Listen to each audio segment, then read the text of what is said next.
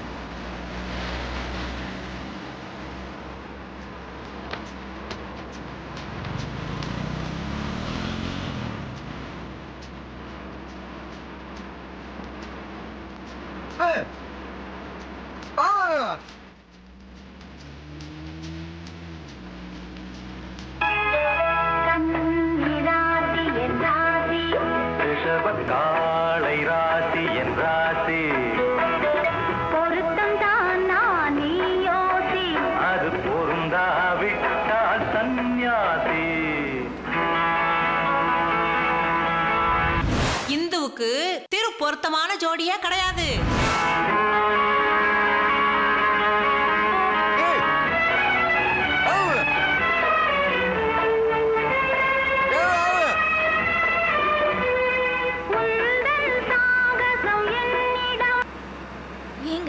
ஏன் ஒரு மாதிரியா இருக்கீங்க?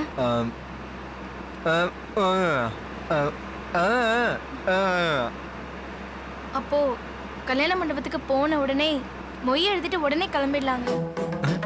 தாலி கட்டினதுக்கு அப்புறம் தான் மொய் எழுத முடியும். ஆமா, 10 மணிக்கு தான் முகூர்த்தம். எப்படியும் அரை மணி நேரமாவது மண்டபத்துல இருக்கணுமே. என்னங்க, வழியில ஏதாவது மெடிக்கல் ஷாப் இருந்தா கார் நிறுத்தி மாத்திரை வாங்கிக்கலாமா? அப்போ மண்டபத்துக்கு வந்து நீங்க அவஸ்தைப்பட போறீங்க.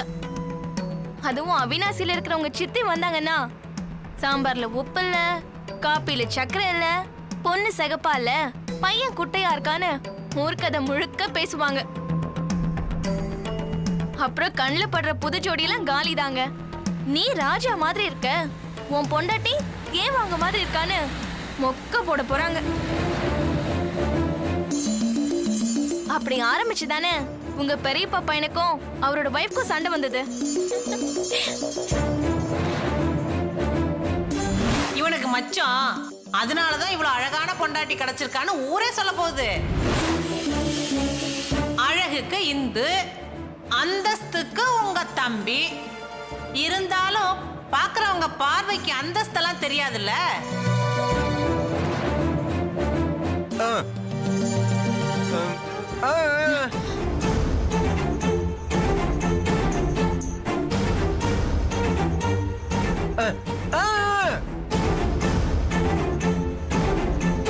ஏங்க நிறுத்த சொல்றீங்க? என்னாச்சு?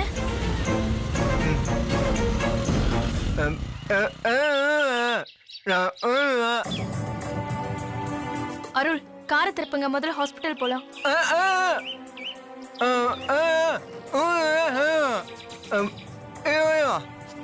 புரியலங்க.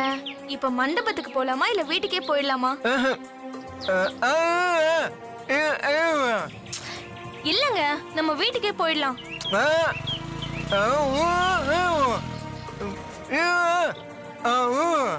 ஏங்க சொன்ன கேளுங்க. ஏங்க நில்லுங்க. என்னங்க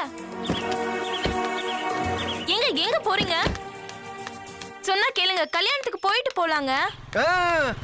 என்னங்க ஏங்க என்ன தம்பி? ஏங்க இருங்க, வீட்டுக்கே போயிடலாம். ஏங்க போகாதீங்க.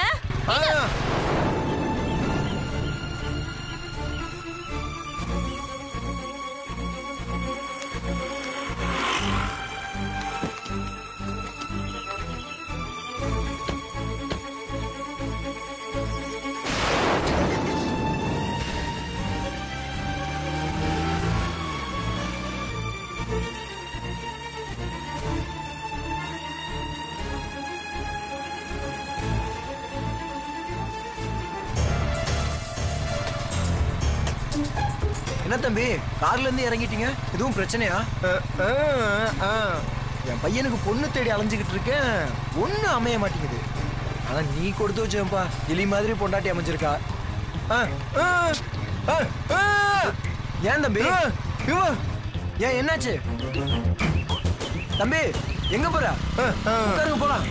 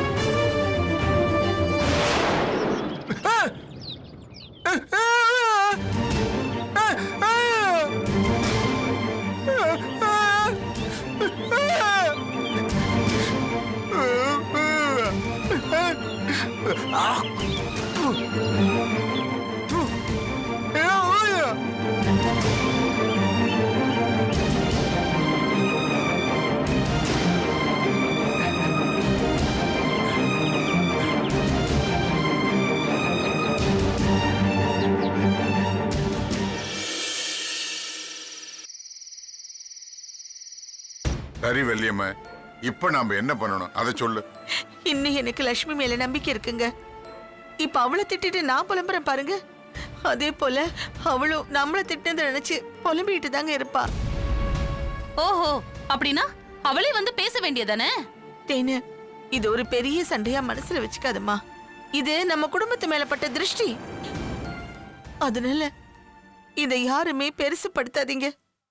நம்ம லட்சுமி தானே, அவகிட்ட நானே போய் பேசுறேன். அத்தை,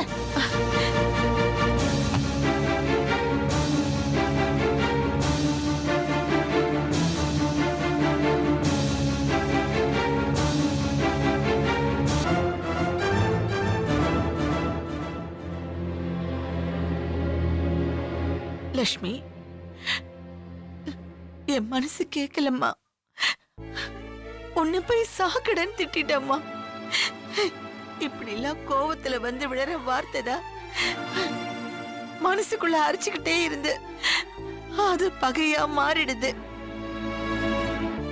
ஏண்டா, நான் உன் அம்மா மாதிரி தானே. இது எதையும் மனசுல வச்சுக்காதம்மா. என்ன மனசுல வச்சுக்கிட்டா சண்டை இல்லைன்னா சமாதானமா? டீல் பேச வந்திருக்கீங்களா என்கிட்ட? லட்சுமி, அத்தை, பேசுறதெல்லாம் பேசிட்டு இப்ப மன்னிச்சிட மறந்துறேன்னா என் மனசு என்ன ஸ்லேட்டா? நீங்க அழிச்சு எழுதுறதுக்கு நீங்க ஒவ்வொருத்தரும் பேசின வார்த்தை கல்வெட்டு மாதிரி இங்க பதிஞ்சிருச்சு. பதிலுக்கு என்ன செய்யலான்னு என் புத்தி யோசிச்சுக்கிட்டே இருக்கு. வள்ளியம்மா, மாமா, உங்களுக்கு தான் உடம்பு சரியில்லைல்ல, இந்த விஷயத்துல தலையிடாதீங்க.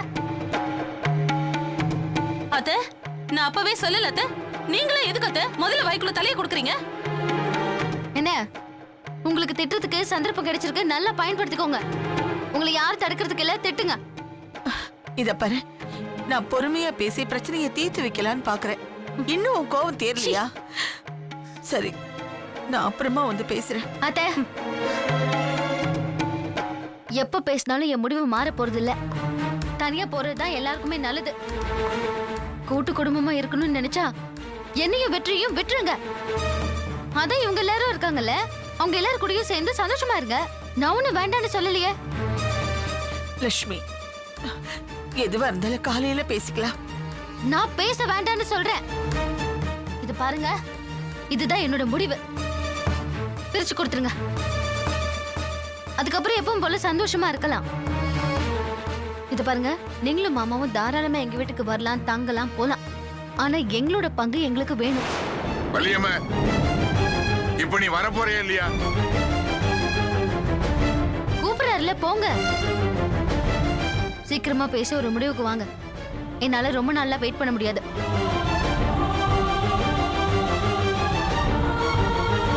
உங்களுக்கு நான் போங்க.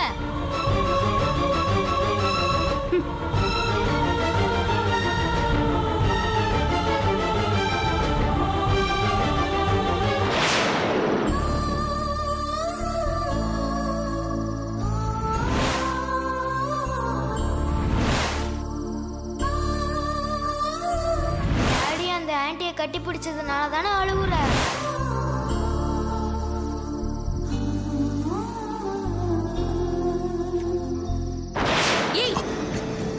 சத்தம் போடாத, கத்தாத. உங்ககிட்ட கொஞ்சம் பேசணும். ஜெனி, நீ எதுக்காக இந்த வீட்டுக்கு வந்திருக்கன்னு தெரியல. ஆனா இது ஆபத்தான விளையாட்டு. யாருக்கு? நம்ம 2 பேருக்கும் தான். லட்சுவை பத்தி உனக்கு தெரியாது. பெரிய கோவக்காரி. அவ என்ன நம்புறா. உண்மை தெரிஞ்சா என்ன நடக்கும்னா என்னால யோசிக்க கூட முடியல. உன் பொண்டாட்டி கிட்ட இருக்க பயம் என்கிட்ட இல்லல. நியாயமா பார்த்தா நான் தான் உனக்கு முதல் பொண்டாட்டி. நியாயம் பேசுற நேரமா இது? இத்தனை வருஷமா எங்கடி போயிருந்த? இப்ப திடீர்னு வந்து என் உயிர் எடுக்கிற. சிங்கப்பூர்ல நீ இருந்த தடத்தை மொத்தமா அழிச்சிட்டு வந்துட்ட. தேடி தேடி உன்னை கண்டுபிடிக்கிறதுக்குள்ள வருஷமே போயிடுச்சு. ஆனா எதையுமே இல்லைன்னு நீ மறைக்க முடியாது. எல்லாத்துக்கும் என்கிட்ட ஆதாரம் இருக்கு. ஜெனி, நான் இப்போ உன் கூட சண்டை போட வரல. நான் மட்டும் என்ன சண்டை போடவா வந்தேன்? உன் கூட வாழணும் தானே வந்தேன். இங்க பாரு ஜெனி, நானும் லட்சியம் சந்தோஷமா வாழ்ந்துட்டு இருக்கோம். இப்படி திடீர்னு வந்து நின்னா எப்படி? மனசாச்சோட பேசுங்க. நான் தனியாளா இருந்தா தாராளமா போயிடுவேன். வசந்த் எங்க போவான்? அனாதைய தெருவுல நிறுத்திட்டு போடுமா? இந்த வயசுல பெத்த அப்பனே அங்கிள்னு சொல்லி நடிக்கிறான். எனக்கு புரியுது. நான் உங்களை அனாதையை விட்டுற மாட்டேன் ஜெனி. கொஞ்சம் யோசிச்சு பாருங்க. அவன் மனசுல எவ்வளவு வலியும் வேதனையும் இருக்கும். அவனுக்கு அவன் அப்பா வேணும். அத நீங்க உங்க வாயால சொல்ற வரைக்கும் நான் இங்க இருந்து போக மாட்டேன். ஜெனி, எதுவா இருந்தாலும் பேசி தீர்த்துக்கலாம். நீ முதல்ல எதுக்காக இங்க வந்த? ஃப்ரெண்டோட கெஸ்ட் ஹவுஸ்ல தானே தங்க வைக்கிறேன்னு. ப்ளீஸ் அங்கேயே போயிரு. ஐம் சாரி, என்னால இந்த வீட்டை விட்டு போக முடியாது. இப்ப நீங்க இந்த இடத்த விட்டு போறீங்களா இல்ல என் ட்ரெஸ் கிழிச்சிட்டு எனக்கு எடுக்க வந்தீங்கன்னு சத்தம் போடுறீங்களா? ஜெனிஃபர், நான் இந்த வீட்ல அமைதியா இருந்து என் உரிமைக்காக போராடிட்டு இருக்கேன். நான் நினைச்ச வந்த அன்னைக்கு நான் தேடி வந்த ஆள் யாருன்னு லட்சு கிட்ட சொல்லிருக்க முடியும். என்ன தப்பு தப்பா யோசிக்க வைக்காம போய் படுங்க. ஜெனி, நீ எந்த நோக்கத்தோட வந்தியோ அது நடக்காது. கடைசியா என் பணம் தான் உனக்கு கிடைக்கும்.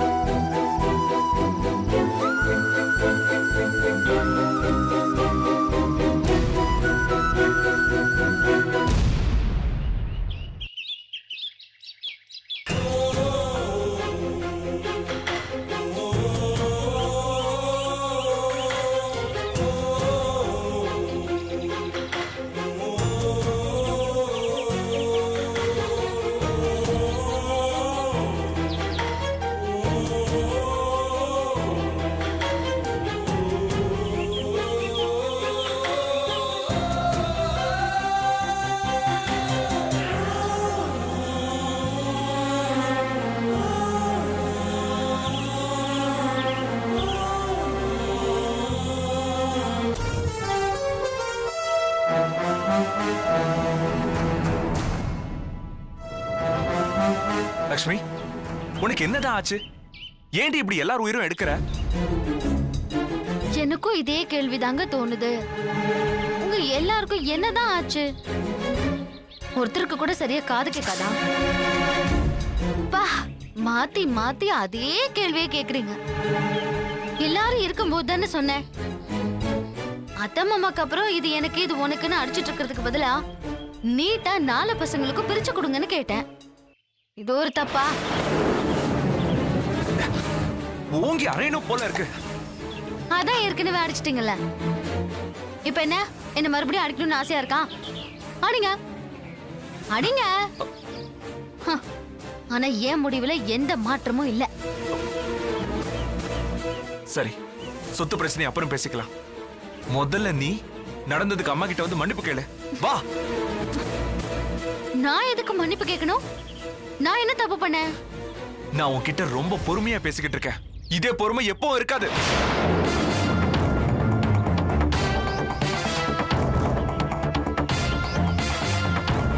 என்கிட்ட நிறைய பொறுமை இருக்கு.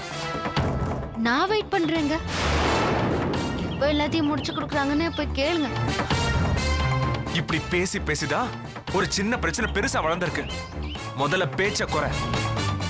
எதை எப்ப செய்யணும்னு பெரியவங்களுக்கு தெரியும். இப்ப அப்பா கிட்ட வந்து மன்னிப்பு கேட்டேனா நான் எல்லாத்தையும் மறக்க தயாரா இருக்கேன்.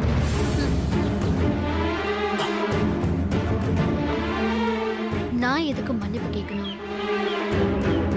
நான் பேசினதை நீங்க எதுக்கு மறக்கணும்? நான் இப்படி பேசுறதுக்கு நீங்க தான் சந்தோஷப்படணும். உங்க அப்பா முன்னாடி போய் என்னோட பங்கு பிரிச்சு கொடுங்கன்னு உங்களால தைரியமா கேட்க முடியுமா? உங்க பொண்டாட்டியா அந்த கஷ்டத்தை உங்களுக்கு கொடுக்காம எல்லாத்தையும் சுலபமா முடிச்சிட்டேன்ல. இதே கோவமா இருக்கிற மாதிரி மெயின்டைன் பண்ணி எப்படியாவது சுலபமா பேசி சொத்தை போய் வாங்கிடுவாங்க. சந்தோஷமா இருக்கலாங்க. என்ன உனக்கு எத்தனை தடவை சொன்னாலும் புத்தி வராதா? இத பாரு, நீ தலை கீழ நின்னாலும் நீ நினைக்கிறது நடக்காத. இப்படியே பண்ணிக்கிட்டு இருந்த நான் கொலைகாரனை கூட மாற வாய்ப்பு இருக்கு. எது நடக்கணும்னு நீயே முடிவு பண்ணிக்க. வாங்க. நீங்க இவளுக்கு தாய்மாமன் தானே? புத்தி சொல்லுங்க. இந்த குடும்பத்துக்கு வாழ வந்தவ எல்லாத்தையும் கூறு போட நினைக்கிறான். எப்படி வாழணும்னு புத்தி சொல்லுங்க. லட்சுமி, ஒரு காலத்துல நான் எப்படி இருந்தேனோ அது மாதிரியே நீ இப்ப இருக்கியம்மா. இந்த வீட்டை பிரிக்கணும்னு நினைக்கிறியம்மா? அப்படி நினைக்கலாமாமா?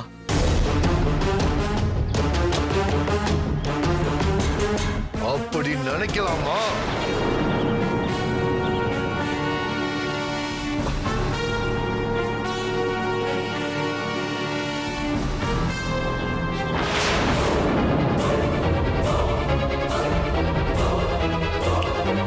அப்படி நினைக்கலாமா?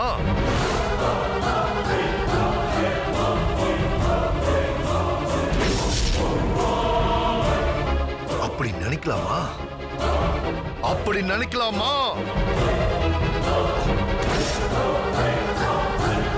சொல்லு, அப்படி நினைக்கலாமா? இந்த குடும்பத்து குத்து விளக்கு கூரிய பிச்சுக்கிட்டு குதிச்ச மகாலட்சுமி, மத்தவங்களுக்காக வாழற மகா ஆத்மா எல்லாமே நீதானே. நீயே அப்படி நினைக்கலாமா? என்னால முடியாது. என்ன பண்ண முடியுமா பண்ணுப்பா.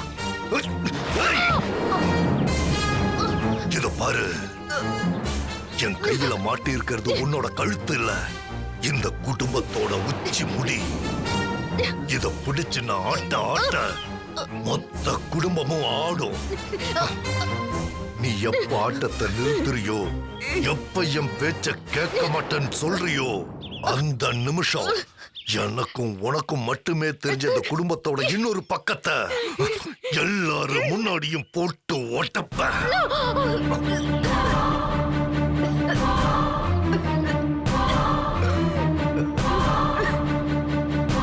அது தெரிஞ்சா இங்க குறைஞ்சது 2 சாவாச்சும் விழும்.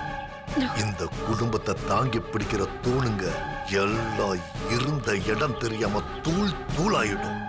நான் அதை செய்யணுமா வேணாமாங்கிறது உன் கையில தான் இருக்கு. உனக்கு என்ன வேணுமோ நான் ஹெல்ப் பண்றேன். என்ன நிம்மதியா இருக்க விட ப்ளீஸ். இந்த பணிவு, இந்த பணிவு நான் முதல் தடவை போன் பண்ணும்போது இல்ல. என் மேல நம்பிக்கை இல்லாம தானே டிஎன்ஏ டெஸ்ட் எடுத்த. ரிசல்ட் வர்றதுக்கு 3 நாள் ஆச்சு. அது வரைக்கும் எனக்கு பதில் சொல்லாம தானே இருந்த. இப்ப என்னடானா என்ன வேணாலும் கேளுன்னு இப்படி பம்மற. கேக்குறேன். எனக்கு வேண்டியது இந்த குடும்பத்தோட நிம்மதியை கெடுக்கிறது தான். அதத்தான் இப்ப தவணை முறையில ஒவ்வொன்ன வச்சு நான் செஞ்சுக்கிட்டு இருக்கேன்.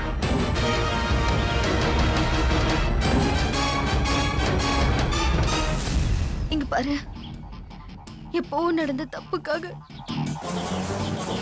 சம்பந்தமே இல்லாத என்னையும் சேர்த்து பழிவாங்க நினைக்கிறது சரியான ஒரே ஒரு தடவை நீ யோசிச்சு பாரு. எப்பவோ விழுந்த விதை தான் இப்ப மரமா முளைச்சு நிக்குது லக்ஷ்மி. சரி, நான் எதுவுமே பேசல. நீ சொன்னது தானே நான் செஞ்சுட்டு இருக்கேன். நான் நேசிக்கிற ஒவ்வொருத்தரையும் வார்த்தையால குத்தி கொண்டுட்டு. இது எல்லாமே உன்னால தானே. பத்தாது. இதுதான் ஆரம்பம். அழுதுகிட்டே இரு, அடுத்த பிளானோட வரேன்.